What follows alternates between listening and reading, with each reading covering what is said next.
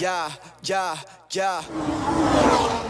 I'm in a race with time. I put my life on the record, always giving it effort at night. I'm always restless, this music's a life sentence. Perfecting my craft in seconds, the essences of the earth. Used to make the world turn, people earn was not deserved. While the weak get knocked down, got people losing their health. This evil's making me mad, I hope I make my father proud. Devote my life to writing raps, I hope I'm on the right path. Spending years of my life that I could never take back. So nod your head to the beat, if you ever had a dream. And everybody else around you just never seemed to believe. That sound exactly like me, I was right in your position. So listen close what I'm saying, don't ever give up your visions on the real. I never saw people doubted I would make it this far, but I'm proving them wrong. Everybody criticized and they hated on me, but I just stay strong. And no matter what I heard them tell me, it didn't change my mind. I'm still pushing on, breaking hearts, hey, no. I'm in a race with time. It's time for another episode of the Gridiron Podcast, where we talk about football and Formula One. And if you ask me which part is the grid and which part's the iron, I'm going to leave that up to Sean and Katie. I'm Nick Shook. That is Sean Barie, and that is Katie Caldwell. And we're here to talk about, well, Formula One above all. But before we do that, how you guys doing? I'm good, man. I'm good. Good. Yeah, everything's good. Yeah, nothing exciting over here. What do you want? Like a novel? No, we're doing good, man. Yeah, I want a novel. I had a great week. The sun rose and it set in Florida as it always does. It rained a little bit. I'm just kidding. This is episode 9, and we have quite a race to discuss in Silverstone. We also have a lot of headlines to talk about because it's been a busy week in Formula One. Surprisingly, has it? Well, the silly season started months early, guys. Early. Silly season is underway. Nobody's noticed. Nobody's paid attention. Some certain Aussie is, whatever. Who cares about him, right? Nobody cares about that. But why don't we just dive right into it? Because first off, I do want to say the podium prediction segment, I'm going to revel in this, okay? When we recap how we predicted last week's race. But you earned it. Let's get to the news first. And the big news is, of course, as we've talked about on this podcast for weeks, guys, AlphaTauri not doing so hot. Nyck De Vries really doing poorly. So poorly that, well, big chief of Red Bull over there, Helmut Marko, decided, you're out. You're gone. These races that you ran, however many, what is it, 9, 10? I can't even tell you at this point how many races there's been this season. That's enough. We've seen enough. We're moving on from you. I don't think anybody here is surprised by this move, right? No, not really. But it's so ruthless. Like, you feel bad for Nyck De Vries. He's only raced 10 years in his 10 races in his Formula One career.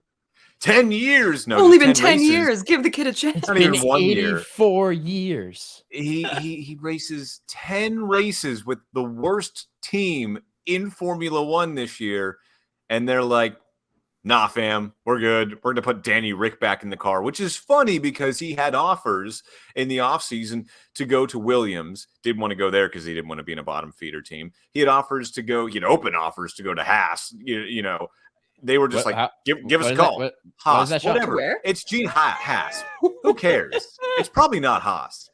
It is Haas. Do you watch NASCAR? Yes. No, you don't. No. It's Haas. Really. It's Haas. No, not really. Stuart Haas Racing. CNC machining. It's Haas. Damn it. I will debate this until the end of time. And I'm also going to say Charles Leclerc because that's how he says it too.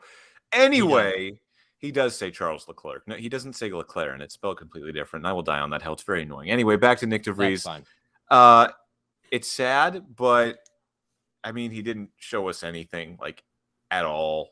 There were times he looked lost. Him and Nikita Mazepin, what was the difference? It's like that Spider-Man meme. They're just kind of pointing at one another. I mean, yeah. Even Nikita Mazepin, though, had more of a shot. And I know the circumstances were really different with his father and all of that, but and then sabotaging him by giving him the worst car, Katie. He had the way worst car. Worse than Mick Schumacher's, definitely. I was surprised that this happened before summer break. I could see it coming. I think for a lot of other drivers, they would get the full season, but we all know that Helmut Marko is just wild and super ruthless, like you said, Sean. He just, okay, you're out of there right now. And when he was asked about Nick since Silverstone and said, Like, what does he need to do? And he goes, oh, like it's up to Nick to get it done. And then they didn't even give him one more race to try. It's just only 10 races. It just seems like I'm happy about who's coming in. I'm so thrilled about that. But I think both things can be true. That, spoiler alert, Daniel Ricciardo is back in Formula One. That is great as of the next race. But you're also allowed to feel bad for Nick because it just feels really, really cutthroat. I also feel like this was a product of the circumstances. Red Bull snatched up a driver like Ricciardo to be not even a reserve driver. They called him their third driver. There was always going to be that speculation that he could jump into a seat, and Red Bull has 4, so he could jump into any which one of them. Obviously, he's not going to replace Max, but you know what I mean. You have this team in AlphaTauri that's the worst on the grid this year. You have a 26-year-old rookie, and then you also have a camp at Red Bull where it was revealed by Helmut Marko that half of the camp didn't want him, right? Helmut wanted him, and then Christian Horner clearly didn't want him, but they ultimately went and signed Nyck De Vries. And so when you have those two camps pulling against one another, it's not going to take a lot for Christian Horner to say, hey, Helmut, let's pull the plug. We owe Daniel this. We owe him another chance. You know, he deserves to be on the grid more than Nyck De Vries, which at this point, it's up in the air. I mean, apparently Daniel got in the simulator and he was just in top form on the video racer, you know, that very closely replicates the real thing and then used for training. But it's like, I think this is more a decision driven by the fact that they reacted way too emotionally to one solid performance from Nyck De Vries in a unique situation, which he stepped into a Williams when Alex Albon wasn't able to participate. And the race itself was kind of strange. And they're like, look at that. He's won an F2. He's obviously deserving, even though everybody, a ton of teams gave him test drives and none of them signed him. They're like, nah, bring him up. Let's sign him. Why not? Colton Herta's not available, and we don't like any of the other young guys in our junior program that once produced title winners like Max Verstappen and Sebastian Vettel.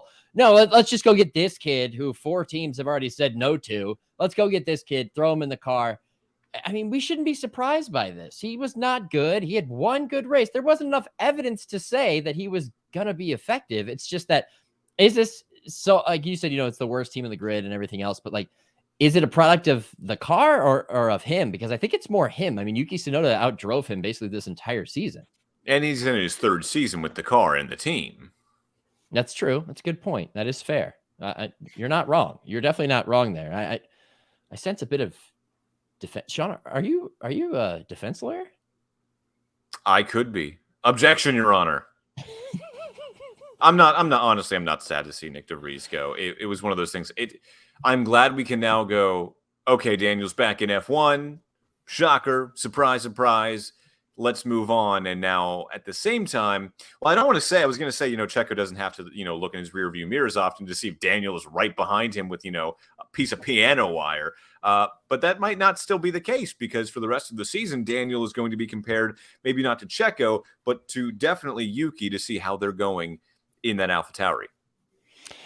That's what's so interesting from the fallout of all of it is all of a sudden Checo Perez is kind of looking around going, okay, this changes everything. And it does change things for Yuki, where I don't know if it's necessarily Yuki under a bunch more pressure, but I think it's just observation in a different way than he was before, because we didn't have a lot of context about Nyck De Vries and the car's shit. So you think Yuki's driving really well, but you don't quite know. So now I think there's just going to be a lot more observation on him and that pressure on Checo. With the timing of him not driving well at all, and for a minute now, like it's not just a small sample size. It's feels like over half of the season now. This changes a lot of the dynamic because it's a junior team. Like there's more drama with it because it's essentially dealing with 4 drivers. Obviously, Max not included in that because he couldn't be a safer bet. But everyone else, it makes it a little more interesting. Here are some stats that'll blow your mind that you've been hearing all weekend long. Sergio Perez is on such a downward spiral. He has as many Q3 appearances. By the way, hasn't been in Q3 in 5 consecutive races now. He has as many Q3 appearances as Alex Albon in a Williams. Nico Hülkenberg has more Q3 appearances this season than Sergio Perez. So at the same time, while Daniel is going to be compared to what Yuki does in that AlphaTauri for the rest of the season, don't think for 1 minute. You okay, Katie? Sorry, there's a bug flying near my face. Don't mind me. Keep going. Don't think for 1 minute that the Gridiron Podcast is 100% safe because Daniel is still there, and maybe Yuki is too. The Gridiron Podcast, not friends of bugs in Katie's face. No, Sean, you make a great the point. Twitter clip of the week. Because, well, here's the thing. Like, I was using Checo not making it to Q3 as a bold prediction at one point. It's not bold anymore. It's more likely than not. And you can say, oh, well, track limits, kept him from putting down a good lap in Austria, and it was rainy here, and he drove off the track here. Those are all excuses at this point because he's just not consistent. And what makes it interesting to me more than anything is, the Williams thing. First off, you made a good point with Alex Albon, who, by the way, Sean, I'm going to come after you right now. It's damn time that you get off the Logan Sargent bandwagon. Stop rooting for the Americans so hard. You homer. We can do that in the race reactions, Nick. You're going all over the map right now. No, I needed to bring that out because you brought up the Alex Albon point. And damn it, Sean, you haven't given him his flowers, and I want you to already. But back to the whole Checo point. I'll let you can defend yourself. You are way over the map. Just go.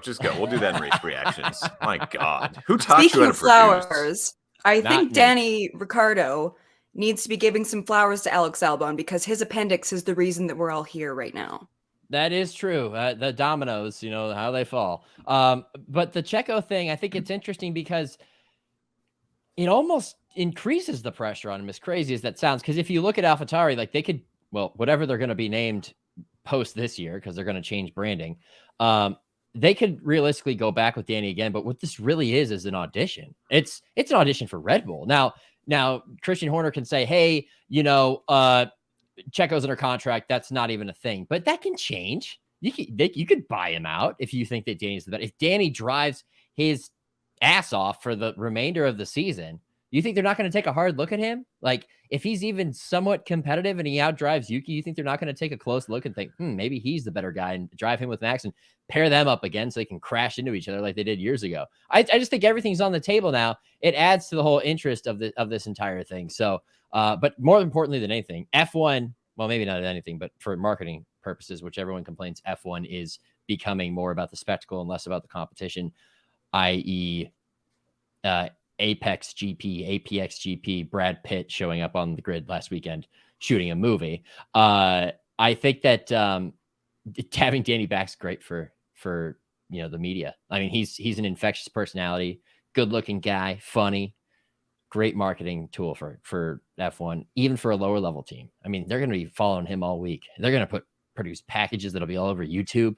Danny Rick back in the car. Sebastian Vettel brought him his drink, whether it was a coffee or whatever, as he's in the cockpit in the paddock. What I'm worried about though, is the last couple of times he switched teams, going from Red Bull to Renault. That first season with Renault was rough. Him trying to get used to that new car. Second season did better. Then he switches to McLaren. Both seasons were rough, aside from one weekend in Italy. Now he's stepping into a new car again. He doesn't have a good track record of stepping into new cars and new teams. Yes, that's true. And you hope that it's similar to the Red Bull that he's supposedly performing well in the simulator, and he got his first actual on-track laps this week. But in an alternate reality, he sticks around with McLaren for one more year, and he's the guy in Oscar Piastri's seat last weekend at Silverstone. Is he? He's the guy. Maybe. I don't know. I'm just saying, this is my dream. Everybody can have dreams. That's mine. Okay?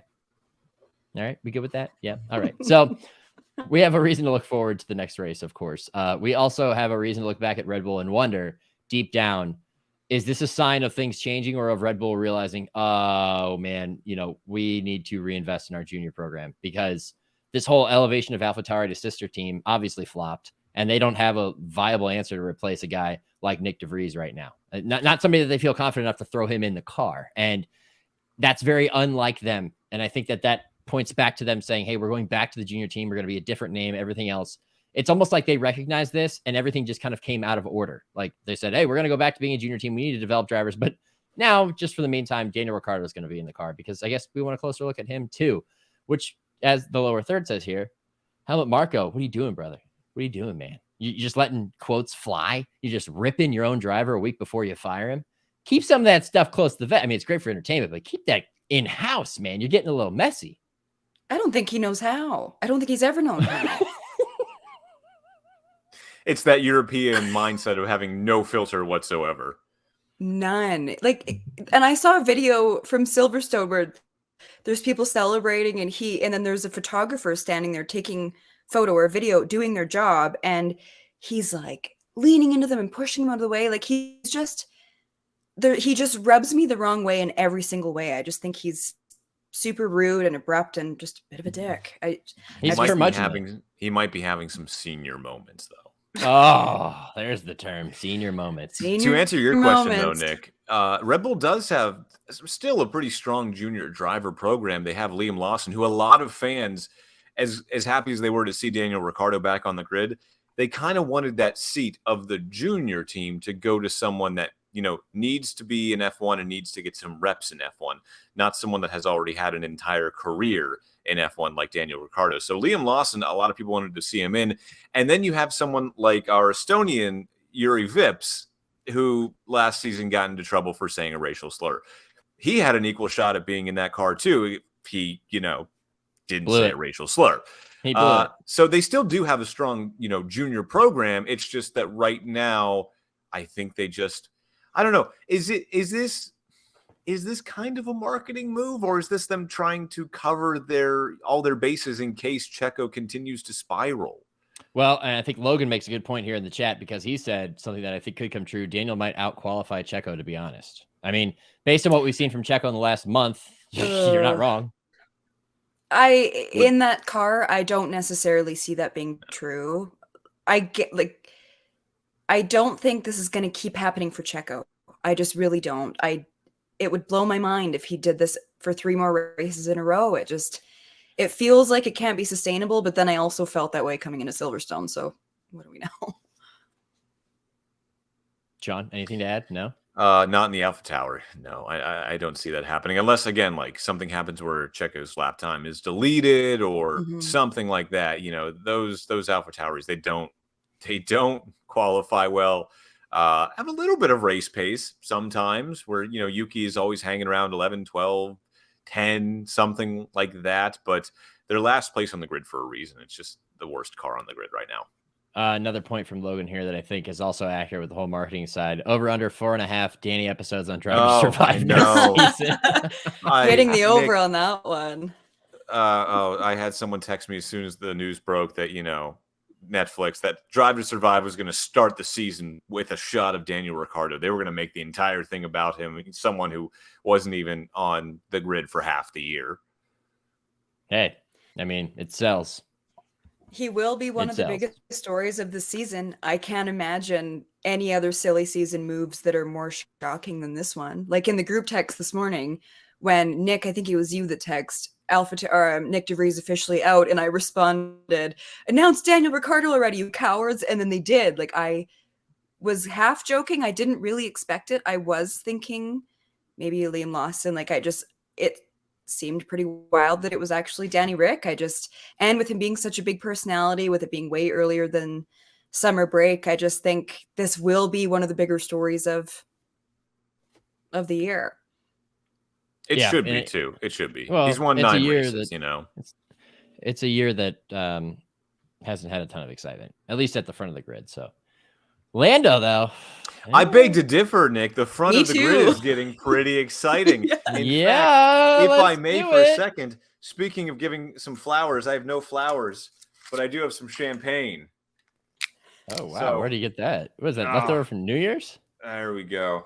That's a tiny bottle. Oh, he's got a glass. The man came equipped with props, folks. Cheers. Lando on the podium in Silverstone.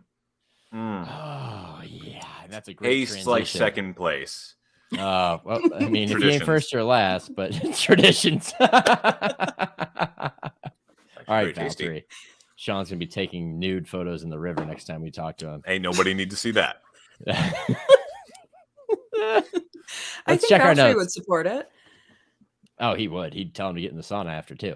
Let's go back and look at these podium predictions and see how we did, guys. Shall we? Katie, do you have these pulled up in front of you? Sure. Okay, Nick. Sure. Let me find it. We fly off the cuff here. You did pretty damn well here. He First did. place. Oh, Max did I? Verstappen. I do have to say. You know what? Actually, you know I'm what, so Katie, I'm glad you impressed. brought that up. I'm glad you brought that up. Everybody sit back. Let me take you back to last week real quick. We did this segment. We do it every episode in which a race is coming up. We try to predict how the race is going to play out. You know, the three most important positions, the podium. Who's going to end up in there? In what place? Last week, well, I'll just let this take care of it for you. My predictions are going to get a little off the wall, even though you can see them, Sean. First off, Max Verstappen wins. I mean, 6 in a row. There's just nobody better on the track right now on the grid. Best car, best driver. That's what we got. Coming in second, Sean, that chrome livery is going to deliver a podium with more upgrades. You get a track limits penalty. You get a track limits penalty. And McLaren gets back-to-back weeks of upgrades. And instead of P5, which was really P4, kind of actually the opposite, it's P2 for Lando Norris, baby. Let's go. I was so hoping you were going to say Oscar Piastri. No, I'm not that crazy. Come on. We have to operate in the realm of realism here. I love it, actually. Some crazy things are going to happen, but I like it, Nick. Thank you. Some crazy things did happen. McLaren have a rocket ship. In the words of Lewis Hamilton, he said it himself. That's a rocket ship. Such a quality rocket ship, it can go past the moon toward Mars. At least that's what it felt like when watching McLaren racing last week. And Lando Norris leading laps, getting past Max. What world is this? What year is it? A phenomenal start from Lando. A phenomenal start. It reminded me of when Danny Rick passed Max at the start in Monza 2 years ago and went on to win that race. It was bold, and then you had Oscar Piastri that almost got past Max too. He just darted to the right, cut off the Ferraris, and almost beat Max on the inside at turn, I think it was 2. Those McLarens were punchy. They were fast, is what they were. They were fast, and that's why I brought out the champagne tonight, because that was just fun to see. Did you see Lando's champagne pop on the podium, course. and then Lewis tried to do it and society. he didn't know? That's what I was hoping you would do with your baby bottle of champagne. Well, I wanted to, but this is my girlfriend's desk, and so I would have had to clean everything up, and her laptop's like over there, and I would have gotten yelled at. So we're not going to do that tonight. Here's just like, there we go. Is there anything left in there? Because now I'm a little worried. No, it's all in the glass. It was a mini bottle of champagne. It's like the ones they pass out at New Year's at a bar. Yeah, everybody gets their own little bottle. Yeah, and it was gold, so I like that one. Yeah. All right, so let's actually get into these podium prediction recaps here, Katie. Why don't you read these out? I'm so impressed, Nick. First place, Max Verstappen. Second place, Lando Norris. Third place, Fernando Alonso. Yeah. Fernando wasn't necessarily his best race, but your bold prediction, George Russell damages his wing and doesn't finish the race. Thankfully, that didn't happen because I like George. It did not happen. I had like 10 people reach out about me rolling my eyes when you said Max Verstappen, with people thinking that I was rolling my eyes at you, Nick. Yes, that's what I wanted. You bitch. That's what I wanted. I want you guys to think that she hates me and that she's tired of my shtick.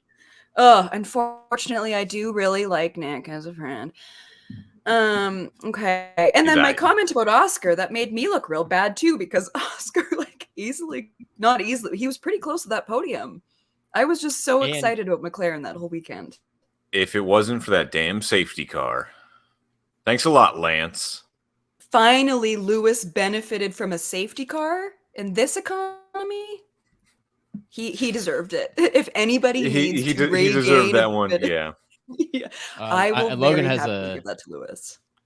Logan has a comment here chiming in real quick, because I think this is a good point. Is it bad that the start of the race was legit the best moment of the season for me so far?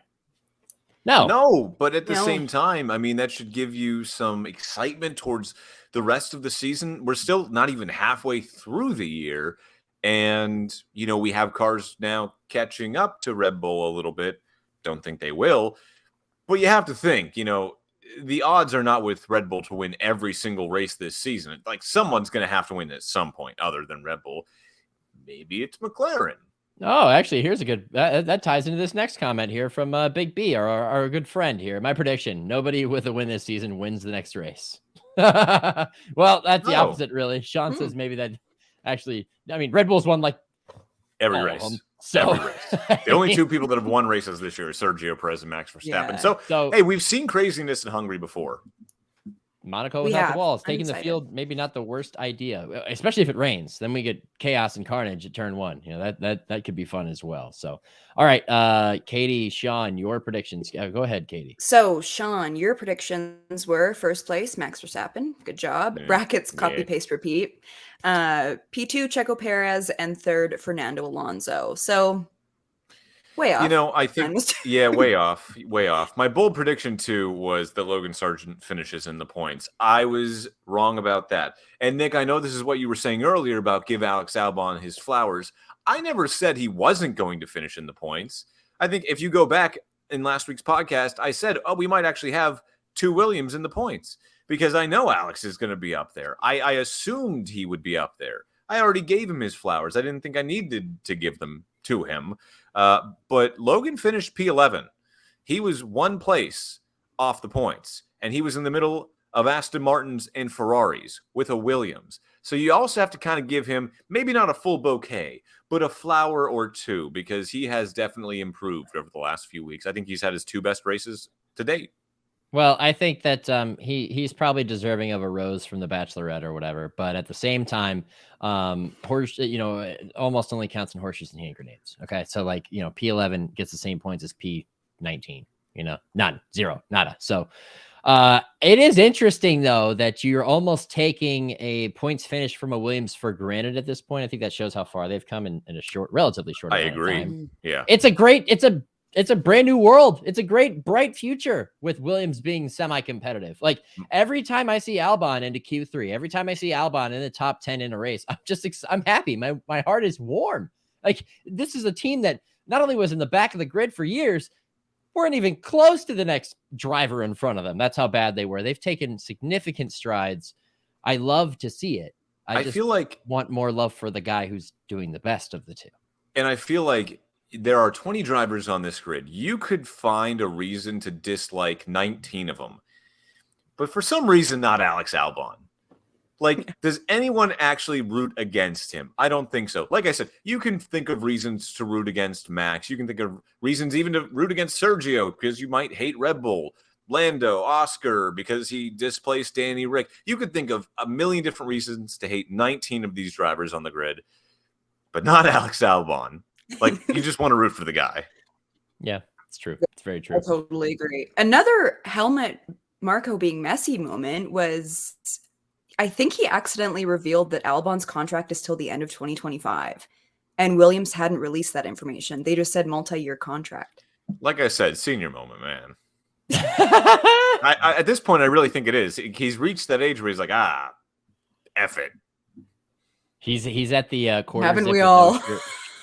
He's at the age where you wear the quarter zip and you don't wear the shirt underneath. It's just skin and a quarter zip. And then, if it's cold out, it's really obvious to tell, like that type of thing. He's at that age. He just doesn't even care. I'm surprised he comes dressed for work. Not because he's old, but just because, because he's old. That's why. Yeah. Plain. Yep. Okay. So my podium predictions, I had Lewis, obviously didn't happen. Checo and then Charles, way off. My bold prediction was Max's first DNF of the season. I knew that was very unrealistic, but Wouldn't in that have been brackets I nice? had, It was this bold. is me manifesting, let me live. So I tried. I did what I could to put it out into the universe. Didn't Yeah. work. Lewis was explained on the podium, but yeah. It was a fun podium.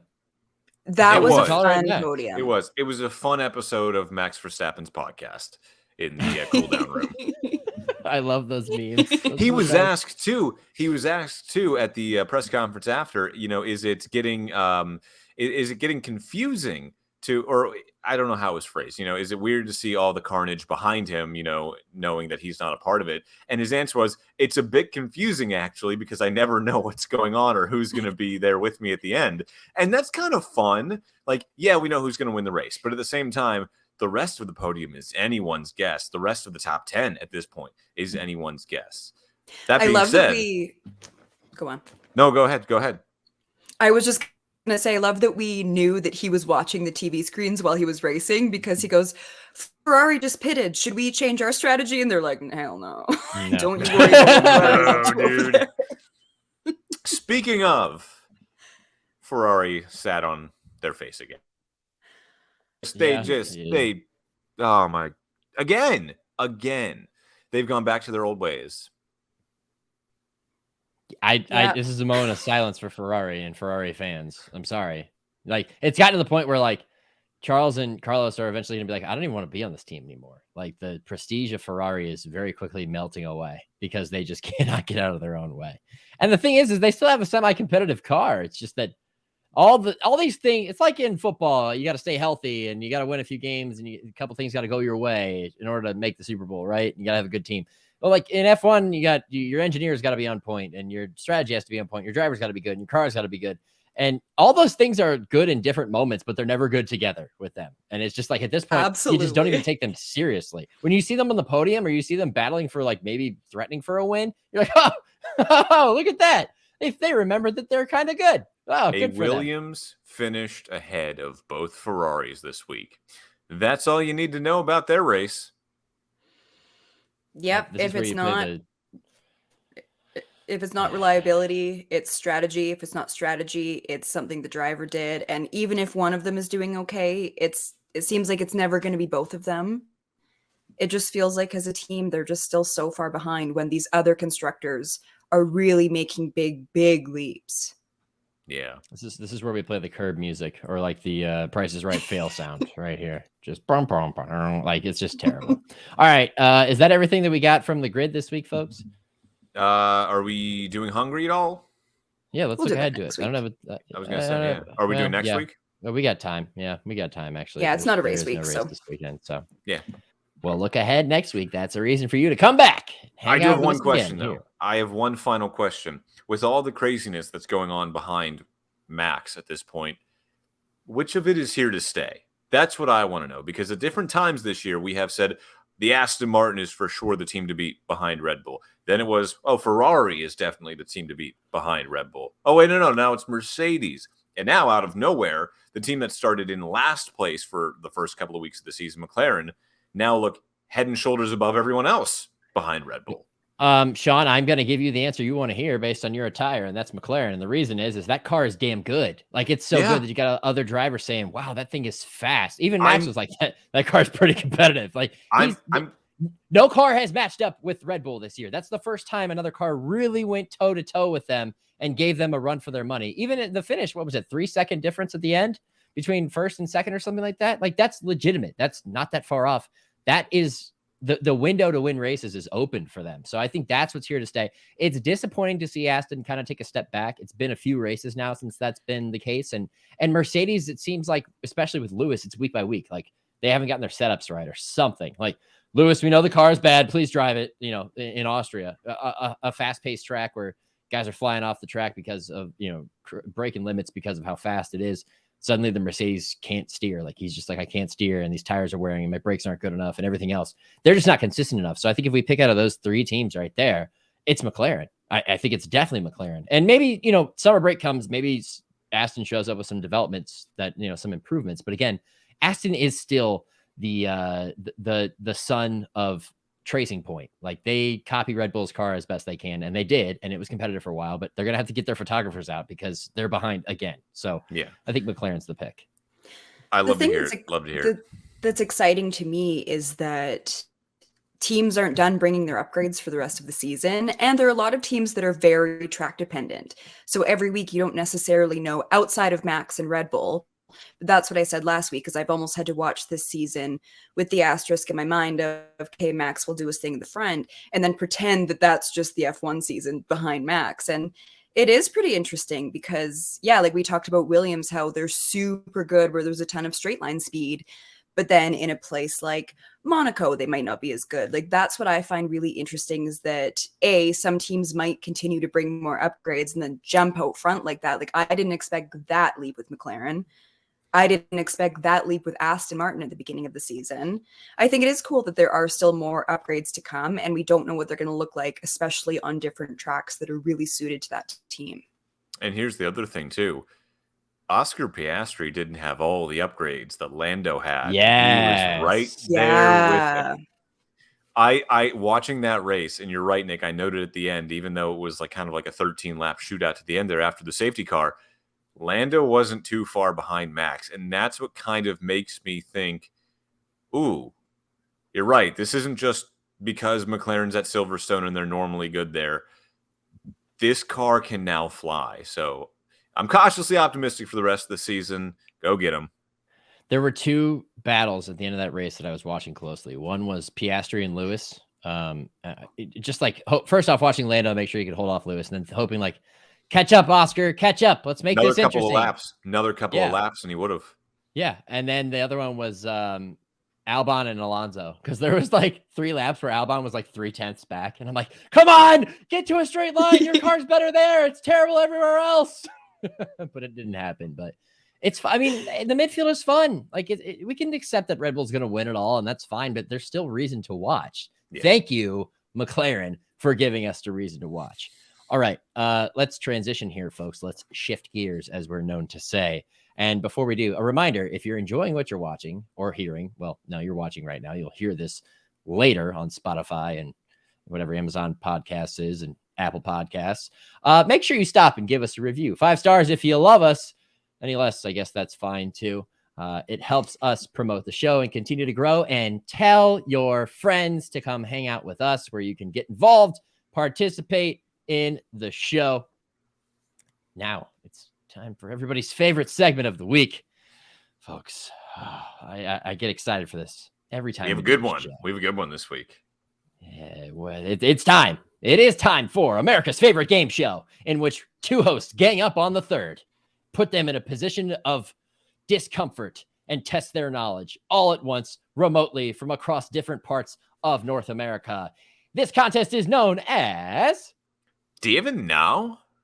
Today, in the crosshairs, Miss Katie Caldwell in Canada, where she's going to have to give us some answers about an American sport that everybody loves down here, and I don't know if they really follow it very much up in Canada because I'm not that worldly. Katie, how much do you know about college football, first off? When I saw that pop up as a lower third, it took my breath away in a bad way, because this is something that I probably should know about, and there's not a lot of college ball fans that I know up in Canada. A lot of NFL fans, but like I don't watch a lot of college ball. I'll watch some of the big bowl games, and then I'll just watch specific tape on specific players around the draft. So prepare for an 0-3. This is going to be good. Well, we're going to start off, okay? We're going to start off with the easy one, okay? Let's get your feet wet here, okay? So, Katie. Well, first of all, you know what the Heisman Trophy is, right? Well, I don't know. You say you don't watch a lot of college ball. Okay, so do you even know? I'm not an idiot. Which school boasts the most Heisman Trophy winners of all time? Ohio State? Technically, no. This is not fair, Sean. Technically, no. So, the correct answer is USC. They just had Caleb Williams win it last year. That was number 8, breaking the 3-way tie with Michigan and Ohio State. However, Reggie Bush did give back voluntarily his Heisman, but he also appealed and is trying to get it back. So they have won 8 Heisman trophies. Right now, they currently have 7, along with Ohio State. So we'll give you half credit on that one. I'll take it. We'll give you half credit. I think she deserves half credit, Nick. Yeah, and Sean, I think that explanation kind of just rendered my question moot. So we're going to go from semi-easy to extremely difficult. Katie, I'm sorry to do this to you. Perfect. Love that for me. All right, Katie. Do you even know, in 2006, Ohio State and Michigan faced off in a 1-2 battle for the ages. A trip to the national title game was on the line. All eyes were set on Columbus, Ohio, and the Horseshoe. I remember that day. A 14-year-old me was outside the stadium because I couldn't get a ticket, but I tailgated with my dad. Which receiver in this game caught a touchdown pass in that game, then went on to play for the Indianapolis Colts in the NFL? There's a clue. And later served as as a member of the U.S. House of Representatives? I was thinking Reggie Wayne. I'm all over the place. Reggie Wayne went to US Miami. House of Representatives? Yeah, I know that stuff. Indianapolis Colts and the United. I have no idea. I have a guess. Can I guess? Yeah. Is it Dallas Clark? Sean's going for white guys who caught passes for the Colts. You're wrong, Sean. Yeah. Dallas Clark didn't go to Ohio State, but No, I thought he did actually. that's actually not the worst guess. The answer is Anthony Gonzalez caught a touchdown pass, one of many receivers to catch a touchdown pass in the game. Brian Robisky being another one. Went on to play for the Colts.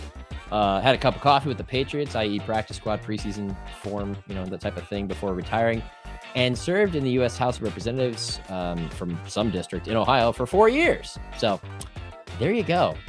The more was a you tough know.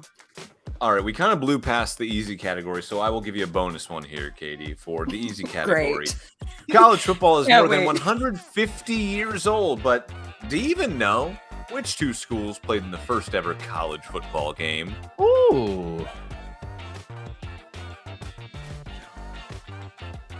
This is so embarrassing because it's football. Just think back. You guys to, are really know, doing me dirty with 18 this. Think back to like the 1870s. Katie, No. I'll give you some Yeah, context. perfect. I was under 10 years old during that day. I was just an infant Katie. back in those days. Katie, think about the prevalence of colleges in the United States in the late 1800s, and what are some of the oldest schools? What are some of the oldest schools in America? Yeah. In terms What of are some of the colleges? oldest ones. schools in Canada, Nick? Do you know this?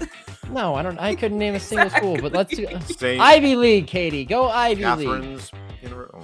Harvard and Yale. You're on the right track. I'm going to take one more guess. You're on the right track. There is one Ivy League school and one non-Ivy League school. One would not confuse this school with the Ivies at all. No, says Logan. Quinnipiac. Yeah, no, Logan. I'm sorry. You're a homer. Quinnipiac. Quinnipiac grad. Hey, heck of a Right, hockey Sean. team there, Doy. It was Rutgers and Princeton. The first Okay. ever college football game.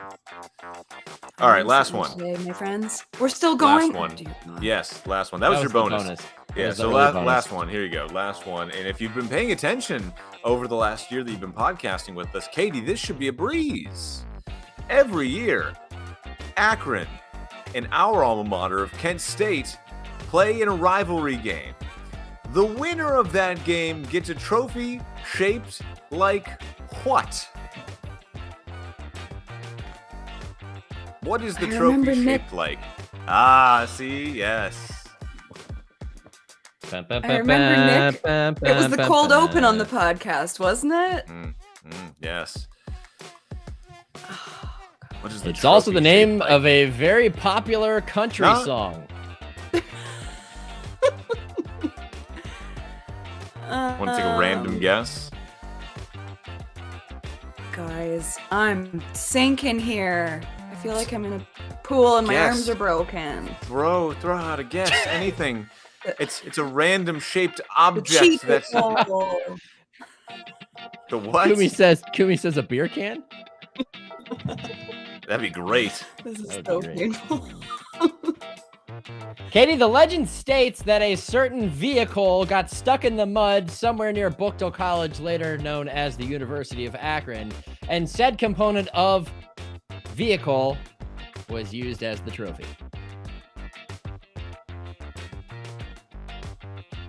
Guys. Rock we me, quit the mama, podcast. like a wagon wheel. Rock Wagon me, wheel. mama, any way you feel. See, Club Fantasy FFL knew it. Hey, Mama, Mama, rock rock me. Wreck me. It is the Big wagon wheels. wheel challenge. Oh, sweet, guys. I love this 4. game. 0 for 4. 0 for Katie 4. earns 0.5 her fail for horn. 4. 0.5 for 4. In baseball, that's, I don't even know. Not You're great. legitimizing all of my knowledge of sports. in Below one the segment. Mendoza line. Kumi says, let her quiz you on obscure Canadian sports Yeah, now because thank that was you. messed up. We did that. Thank you for the last, support.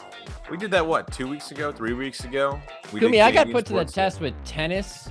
We gave Yes. Sean Pennsylvania geography questions.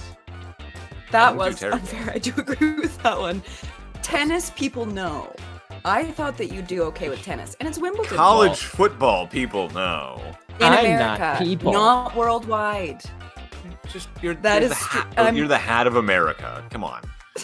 You're the top hat to America. Oh, this is making us look terrible. Big Yeah, B it is. has a question for Katie. What's better, Tim Hortons or Starbucks? That's a great question, Big B. Thank you. I prefer Tim Hortons, but I do also enjoy Starbucks. I don't like Dunkin' Donuts. I'm sorry if that upsets anyone. Oh, I don't think. Yeah. That might upset Logan. Maybe. I don't. We don't have a ton of East Coasters here. Maybe him. Logan, if it's true, I Dunkin'- deeply apologize, but No, Starbucks stand is stand your fine. ground. Stand your ground. She's really Your sorry. taste buds. yeah, I'm so sorry. All right. Tell Let's me move to the about NFL. Yeah. That was another rousing edition of. Do you even Fire me know? into the sun. Now? Fire me into the sun. All right, let's All speed right. through the NFC West. We can definitely that has- speed through two of these teams because Well, let's start with them right now. It's training camp preview time. NFC get 'em out West. of the Here we way. go. Last season's most disappointing team among a handful of them, the 2021 champions, Super Bowl 56. Nowhere near it the next year. That's your Los Angeles Rams, who wrote a letter to their fan base saying, sorry when we don't do anything this offseason. We had to trade Jalen Ramsey to get financially solvent, and we might suck. Buckle up, folks. Sean, start it Buckle off. up. You want to start with the Rams? Let us start with the Rams. Starting with the Rams, Sunday, September 10th. They are on the road at Seattle, then back at home against San Francisco, where most of the stadium at SoFi will be clad in red, naturally. Then on the road at Cincinnati and Indy, back home against the Eagles and those other birds. No, not the Ravens, the Cardinals. Then at home against the Steelers, on the road against the Cowboys and Packers, bye week in week 10. Back at home against Seattle, on the road against Arizona, back at home against Cleveland, on the road at Baltimore, home against the Commanders and Saints, on the road at the Giants in week 17, and then wrapping things up in week 18, also on the road against the Niners. I'm not expecting big things from these Rams this season yet again. Like you said, Nick, when you have to send out a letter and say, we're sorry, it's not going to be a good season. I've got them. Sorry. We're sorry. Over under 6.5. Discuss. Katie, fire away. I'm going the under with this one, boys. I have them at 5 and 12. I am is so guilty hard. of forgetting. It is. I'm guilty of forgetting how massively injured they were last season, but I still just don't think it's going to be great. If Matthew Stafford, Cooper Kupp, and Aaron Donald are all healthy at the same time, I think they can maybe steal a few games, mostly on offense. Like, for example, they play the Cardinals twice. Maybe they can win 2 games right there. But they have a bad secondary, bad pass rush. Outside of Aaron Donald, one of the worst defenses in the NFL. No depth whatsoever. The Rams just don't really excite me. But at the same time, we knew this was coming. They pushed all their chips into the middle for the Super Bowl. And they're sorry They got it. to their fans. Hey, they got it. Yeah, exactly. When you So sell I your don't soul, think they necessarily... Don't be mad when the devil comes to collect. Exactly. But Wise it's words from Sean collecting, Barry. I think it's collecting sooner than they anticipated. I don't know if everybody knew they'd be that bad last year. Yeah, I have to agree. I don't even have a lot to say about this. I had one moment last year when I realized we put way too much stock in the Rams because they won a Super Bowl, which is crazy to say without context. Week 1, they played the Bills, and they were the darling pick to win the West and return to the playoffs, and they still got all these players, and maybe Odell even comes back when he gets healthy, and yada, yada, yada. And in the middle of that game, I'm looking at it, I'm watching them play, and I'm thinking, it's just not here. Like, yeah, they got names, but behind the names is nothing. Like, the depth They need is not Von there. Miller back. The full 11 was tons of holes on both sides of the ball. And we saw that in the way their offensive line broke down so quickly. You lose Andrew Whitworth. Joe Noteboom goes down, to retirement. Joe Noteboom goes down with an injury. they're just piecemealing offensive lines together week by week. Of course, Matthew Stafford got hurt. That was inevitable considering what their offensive line was. It was just a disaster. And frankly, they haven't done enough this season because, like you guys said, devil came to collect, and they pretty much stayed static and got rid of Jalen Ramsey, which was the smart move, and for a number of reasons that I won't delve into. I would have to go with the under as well. I look at this schedule, and Katie, you make a good point about playing Arizona twice, because I'm looking at this and going, well, yeah, they'll win that game. They'll probably win that game. But then again, division games get weird. And if they won 5 games last year, and they needed Baker Mayfield to come in and lead them to one of them at the end of the season, literally off the street, off the plane, probably a G5, maybe a G6, landed. Here's the playbook. We play in 12 hours. Good luck. I mean, they were bad. They were injured. They're not going to be as injured this year, but I think a repeat performance is probably in the cards, and it's probably for the best. I just keep thinking, man, what if they didn't win that Super Bowl? Oh, buddy, would have been an ugly sight. So yeah, under for sure. What about you, Sean? I'm also taking the under. I just look at their schedule and I can't say for certain, yeah, here's 6 wins, or yeah, here's 7 wins. Yeah, they play Arizona twice, but like you said, division games get weird, so they split that. Green Bay, we also thought won't be too bad, but their schedule isn't that easy either. I mean, for a team that was so bad last year, they've got the Eagles, they've got the Steelers, they've got the Cowboys, they've got 2 games against Seattle and the Niners, obviously. It's not a schedule that lends to an easy 7 wins. So for that, I'm definitely going under. If I had to pick 5 wins, I would say Arizona twice, Indy, maybe Washington, maybe Green Bay, and Cleveland, because the Browns never play well in LA. All right, let's move on to the next team. That was a quick one. Too busy, Nick. Too busy going to the beach in Venice. I'm also stalling because the Cardinals beach. The Cardinals schedule wasn't loading. Let's do the Cardinals then, because I'm assuming these are the 2 teams that Katie thought we could speed by. First off, go to Marina Del Rey. Don't go to Venice. Venice is gross.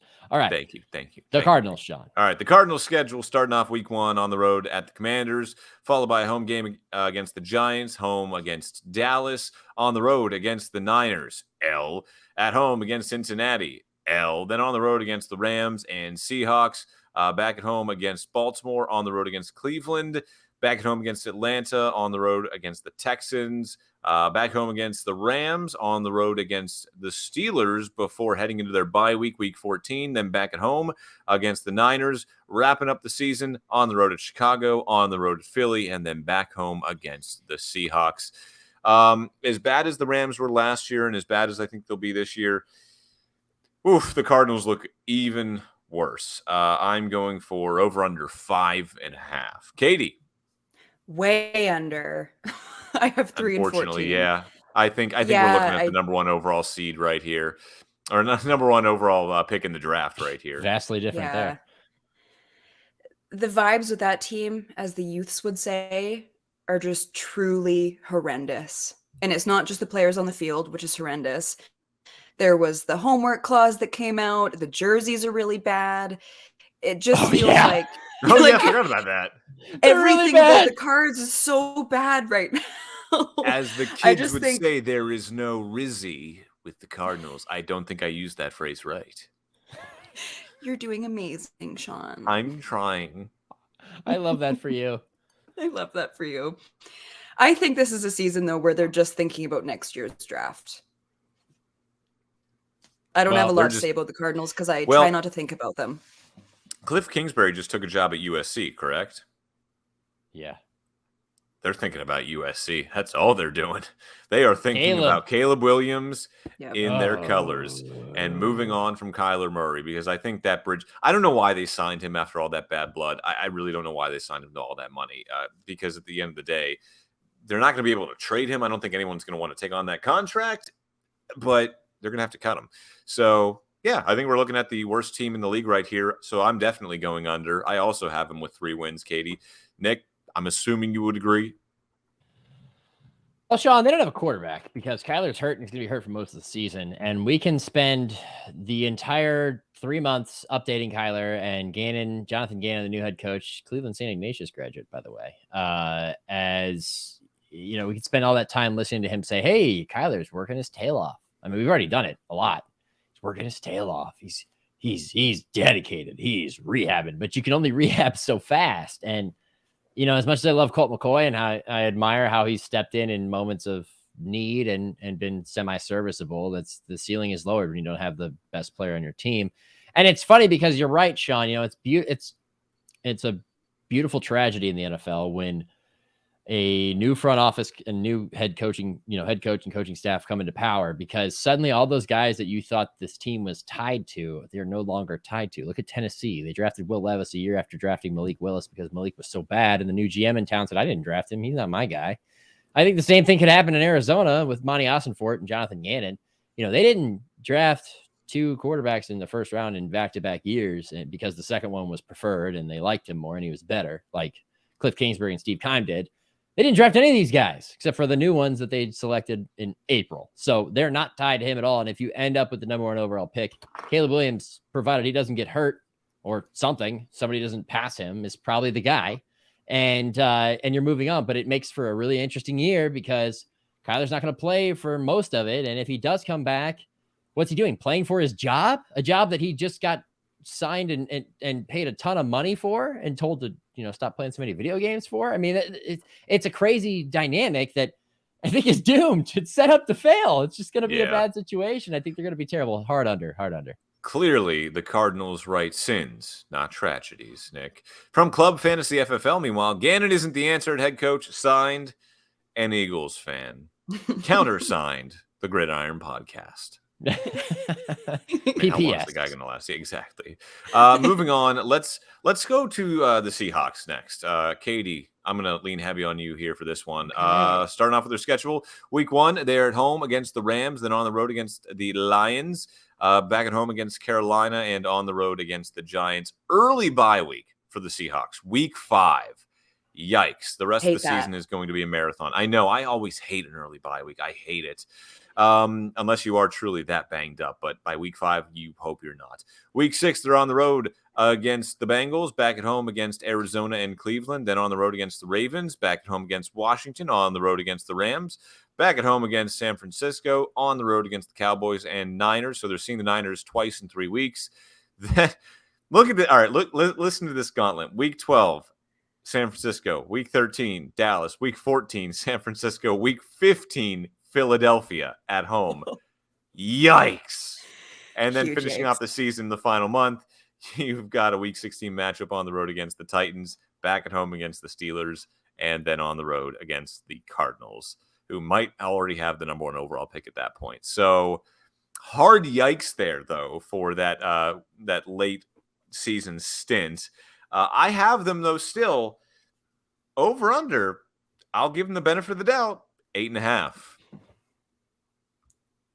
Whoa, I'm so much higher on the Seahawks than you this year. I'm way over. You're way over. I think there's a world in which they could go 12-5. Wow. I They're playing don't think the Lions, it's crazy. They're playing the Bengals. They're playing Cleveland and Baltimore and Pittsburgh and Dallas and Philly. And you have them at 12 wins. I know. As soon as you read out that stretch, I'm like, what have I done? But man, I'm just excited about the Seahawks this season. Everyone knows about me that I'm a huge fan of Geno Smith. That hasn't changed. But I just love the holes that they had last year. They really did work on. Like, they have a 1-2 punch at running back, which I really like. Last year, their run defense was awful. So bad. It looks a lot better. Their receiving room makes me feel feelings that I haven't felt in a long time. DK Metcalf and Tyler Lockett are incredible. Everybody knows that, but they're outside guys. I could not picture a better fit than JSN, who's been a career slot guy. They had an awful time throwing to slot receivers last year. I just think it's yet another season where last year they had no expectations and they came in and they blew everybody out of the water. And now Geno's had another year with this offense. Pete Carroll's had another year without Russell Wilson. They picked up some really, really big pieces. I love that they added a corner. I just love what this team looks like. And the NFC... No Dave Canales, though. He's down here in Tampa Bay. You don't have your quarterback whisperer anymore. It's a great point, Sean. Oh, yeah. I put myself rolling my eyes at you that time. Yeah. The NFC is just so wide open that even if they don't win the division, I would not be shocked whatsoever for them to securely grab a wild card spot. All right, Katie has them at 12-5. Nick, don't clip this in case it comes back. Well, we're clipping this. We're cold takes exposed. Freezing Take cold a note takes. here. We're gonna clip this now. I'm not gonna be as aggressive as Katie because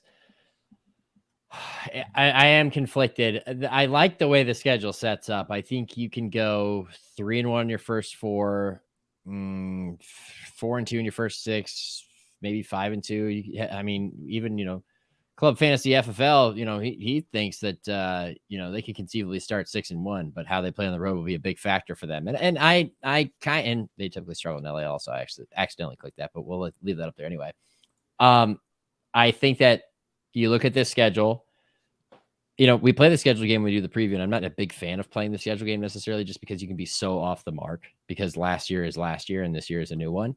But a lot of these teams that I'm seeing on this schedule, I expect to be bad. The Rams, the Cardinals, I don't know about Washington because they haven't figured out quarterback. Tennessee way down late in the year. I even think Carolina is going to struggle a little bit early in the season. And I think the Giants are going to prove to be frauds more than anything, personally.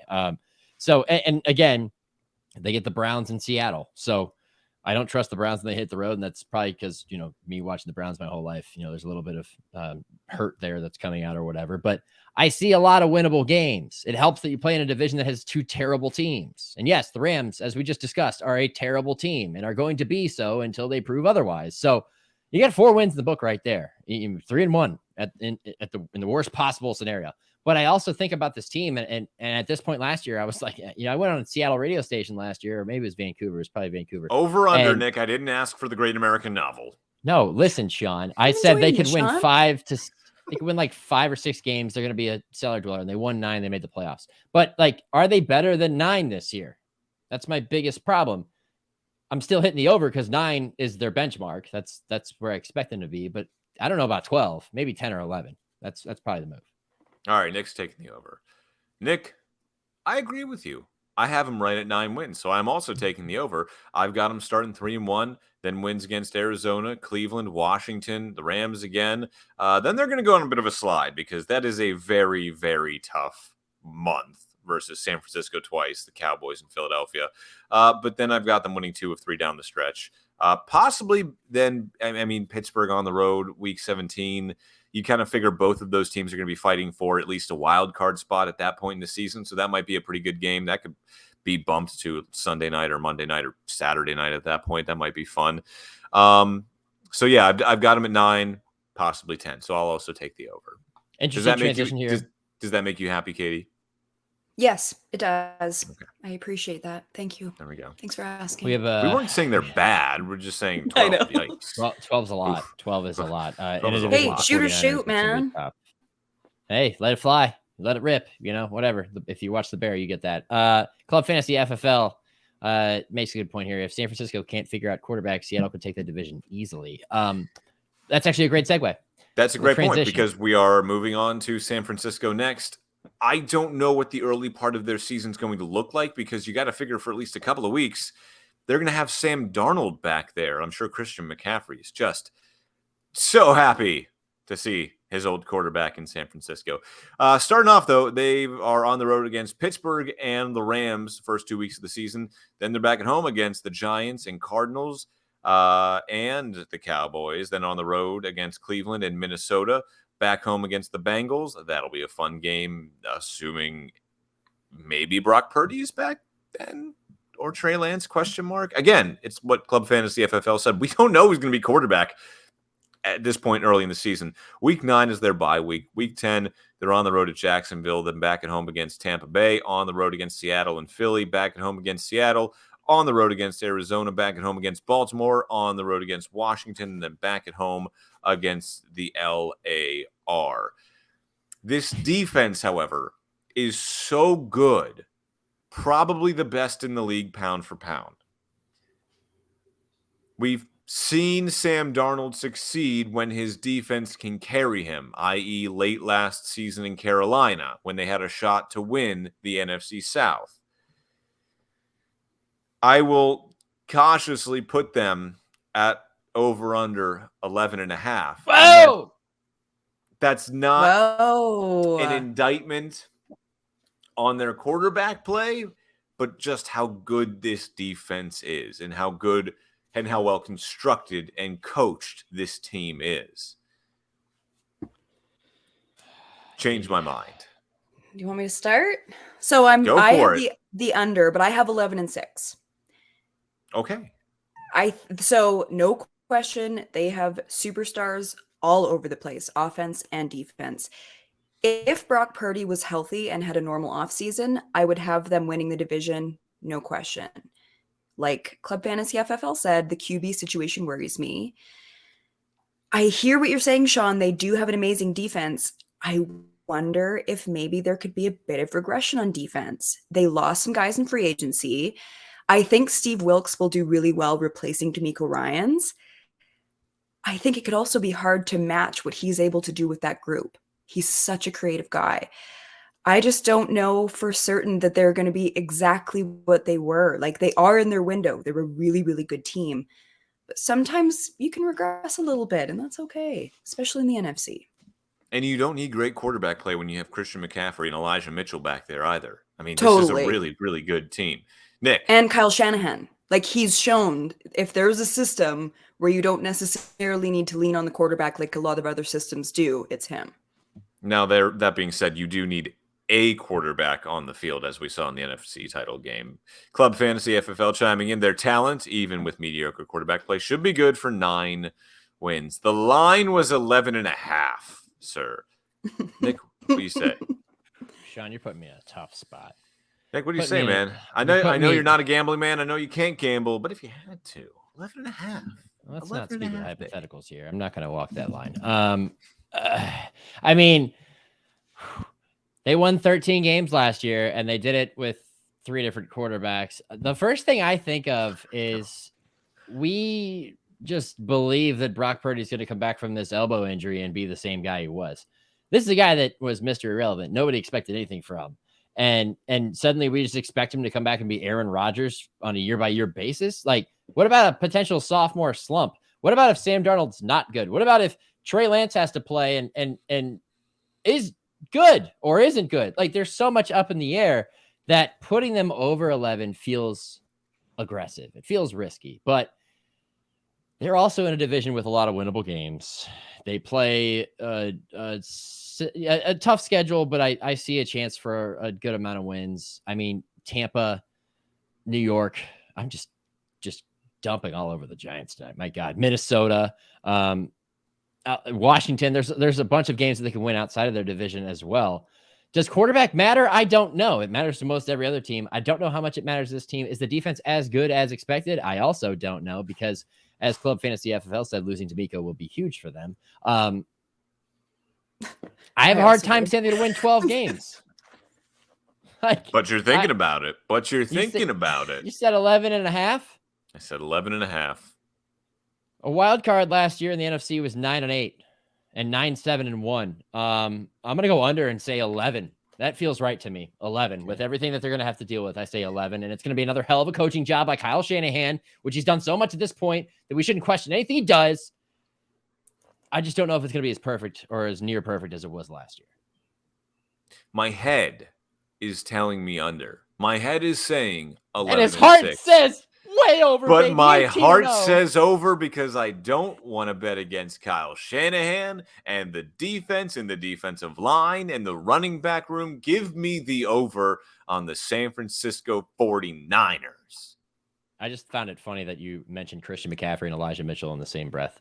They're both running backs. They both are in the same team, but they're not quite the same players. I think both technically play football. I think Elijah Mitchell's a good running back. He's good, but he's not McCaffrey good. The same sentence was funny.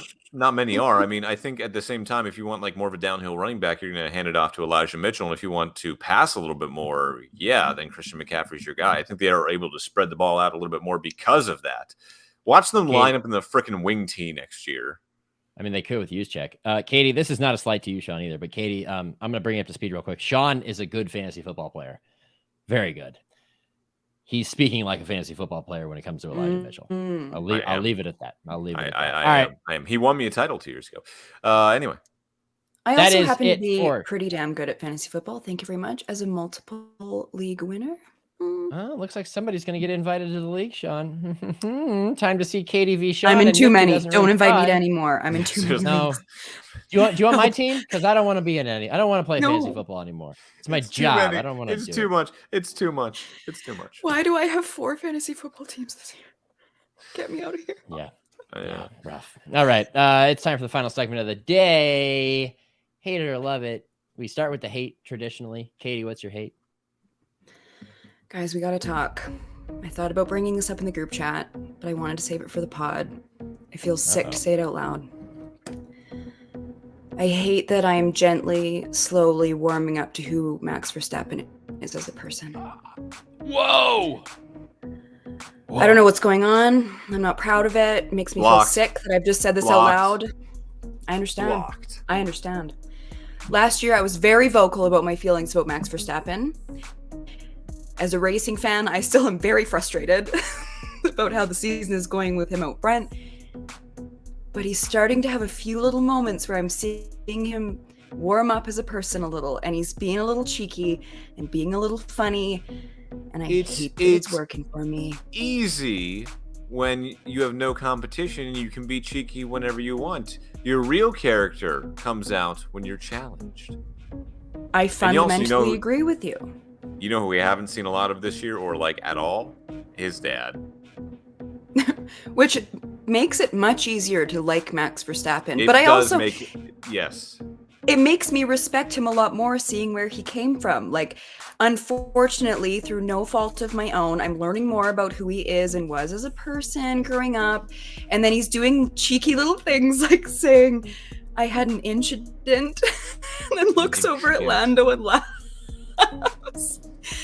The callback to Charles when he was a little baby racing, and he's just starting to show me a bit more, and he's being a bit less of a dick. And a lot of my work with athletes, like with football players, we don't talk about football. It's about who you are. What have you been through? We are not allowed to talk about sports. And I feel a little bit of that sinking in for me. And like I said, this isn't my love. This is my hate. I hate that this is happening to me. But I'm starting to just see him in a bit of a different light, and it makes me deeply uncomfortable. I said it, guys. I said it. I had to get off my chest in public. No, you do. You bring up a good point. He is more likable this season because he has absolutely no competition. I mean, Nick's out. He just took off his headphones. He's like, I need to shave my head. No, I'm wearing a Max Verstappen 2021 World Champion hat, so I'm right there with you, Katie. All right, welcome aboard. But do you see where, like, he's just being more tolerable, I find, and he's being kind of sweet and kind of funny. Because he's cruising to wins. He has nobody to compete with. He's just having a good time, and eventually he's gonna be like, I'm tired of winning. I'm done. Wouldn't it be so much better if we just raced the rest of the season without Max? Like, yes, give him the title now, and then just hey, for the rest of hey, Max, you don't have to come back, or put someone else in the car. Put Danny in there. Put Liam Lawson in there. I don't care. Just put someone else in that Red Bull. Max, you already won. You're good. Go on vacation. Take an early sabbatical, and let everyone else race. Oh, that'd be awesome. Put him into the commentary box. That's what I want. Let's not do that. No. You like him now. You wouldn't like him then. The engine is shitting itself. It's still my favorite thing he's ever said. What's funniest about that, Katie, not to like drag this out too long, is like when he wins now, he's not even like, woo! He's just like, good job, guys. Yeah. Good job. That was a lovely day. Yeah, that third stint was a little tough with the tires, but good job. We won still because we're the best. All right, quick Sean, last point. I think that's where I'm starting to lean into this a little, is because there's a big part of me that worries that this greatness we're not going to see for a long time. Yeah. People smarter than me are saying they're worried about how long he's going to want to be in the sport. Yeah, that's what I'm saying. Like, enjoy it while it lasts. If record books didn't exist, he could take the vacation, but they do, and let him make his place in history. Oh, and let him win a championship that's not controversial beyond. Yeah, at this point, like, yeah, fair point. Yeah. All right, what's your hate, Sean? Well, Nick, I previewed this for you earlier in the week, so here's the question. I'm flying to Cleveland tomorrow, and we're supposed to have a night out on the town. Oh. Now, do I Uber all the way from Barie, Ohio to look at this guy, your house, or are you able to pick me up? Are you able to pick a buddy up from the airport, Nick? So there's guilt tripping, and then there's public shaming and guilt tripping into somebody doing something. A little peek behind the curtain here, folks. Sean texted about this yesterday, and I said, I guarantee you he's going to ask me to pick him up from the airport. And yes, I can, Sean. Wait, when do you get in? The flight says it lands at 9 o'clock, but it's probably more like 8:45. Of course I can get you. We might not be able to grab dinner anywhere, but I can still get you. Oh, I'll grab something at the airport here in Tampa. Then I'm going to start with my love because it's Nick picking me up from. I'm kidding. No, I have something else for my love. My hate this week is that I never know what to pack for a trip. And I always overpack. And here's the thing. It's always overpacking, but I'm stressing about it because do I need 2 pairs of jeans or just 1 pair of jeans? It's going to be warm, but how warm? Do I need 4 pairs of shorts or can I survive with 3? And then the t-shirts are always what takes up so much room. Big B is now officially banned from this podcast for commenting on it. I'm just kidding because he comments the most. He said, Sean, take an Uber. I would, but I'm going to take an Uber back in the morning. I'm going to take an Uber the follow-up, make him walk. make him walk. That's only, 20 miles? No, Nick, I appreciate it. I appreciate the sincerity of it. But no, I hate packing because I haven't packed yet. I'm going to stress about it all night and all morning tomorrow. I didn't have much of a hate. But in that same vein, when Bridget flew back last week, she got delayed so much that she took a different flight because she was basically told that the original flight wasn't going to make it here in time. And her original flight ended up beating her here by like 3 hours. So I hate delays. I hate being stuck at an airport for hours beyond when your flight's supposed to happen. Oh, no. It's a simple one. Hey. Why would you even put that evil into the world, Nick? I didn't say Don't you put that on me. Why would you put that Sean, evil on me? That happens so much more often than people getting struck by lightning or eaten by sharks or attacked by sharks. I mean, you have to go in there expecting, like, A, they're going to lose my luggage. B, my flight's going to get delayed. Prepare for everything. Expect the worst. Hope for the best. All right, Katie, what's your love? So remember a few weeks ago when we talked about the Canadian Bocce Championships? Guess because it's not what's bocce coming ball. up in 2 days. Not It's bocce ball. bocce. Thank you. Look, we're learning.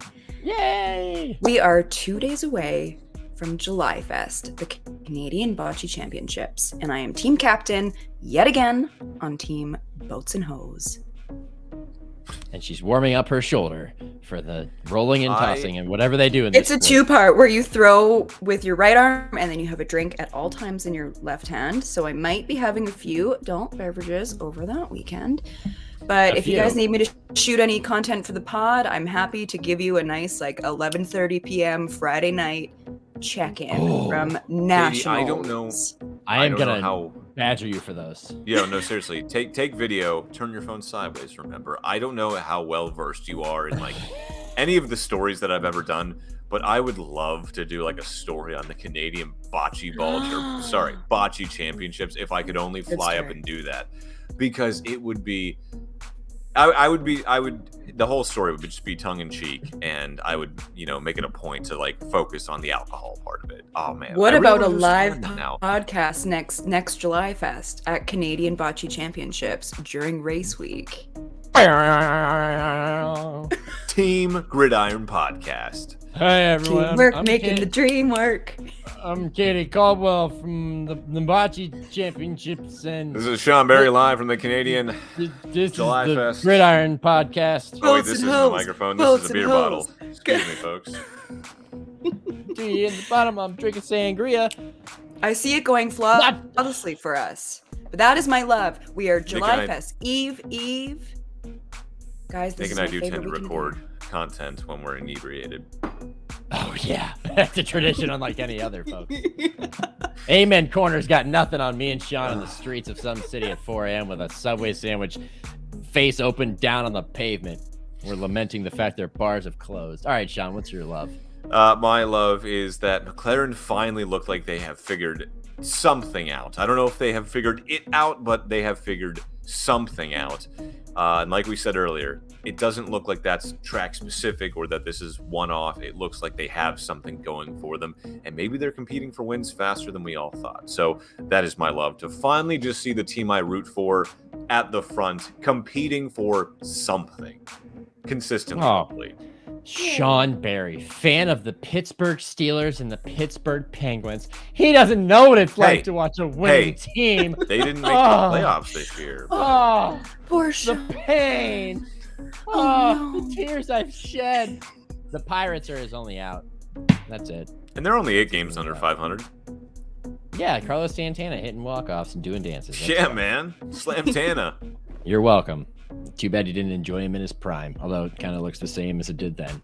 All right. My love is, you guys remember my water bill thing last week? Oh, yeah. Well, waking up in fear that today's the day my water is unexpectedly, or at this point expectedly, shut off because I can't pay a bill I've never received. Well, let me tell you, after 29 minutes of waiting on hold today, this guy finally got through to the water department. And the water department was absolutely flummoxed. They had no idea what was going on with my situation. Turns out they came out and did everything they needed to when we moved in, and they were supposed to start the account in my name, and they never did. And it's still in the builder's name.